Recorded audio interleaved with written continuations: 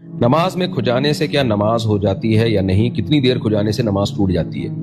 نماز میں حرکت کرنا غیر ضروری یا جائز نہیں ہے، تو اتنی حرکت اگر نماز میں کسی نے کی، اس میں بعض علماء تو کہتے ہیں جلدی 3 دفعہ حرکت کی تو نماز ٹوٹ جائے گی،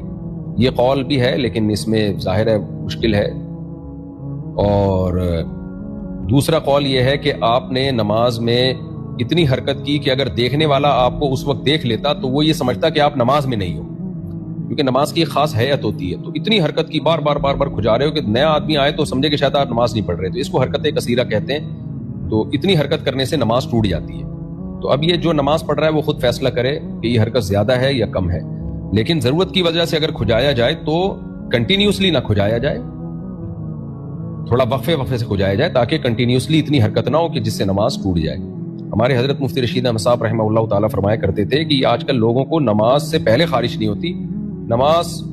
کی نیت باندھتے ہی خارش شروع ہو جاتی ہے، تو فرماتے تھے پہلے کھجا لیا کرو جتنا کھجانا ہے، اس کے بعد تکبیر کہہ کے نیت باندھو تاکہ سکون اور اطمینان سے نماز ہو سکے۔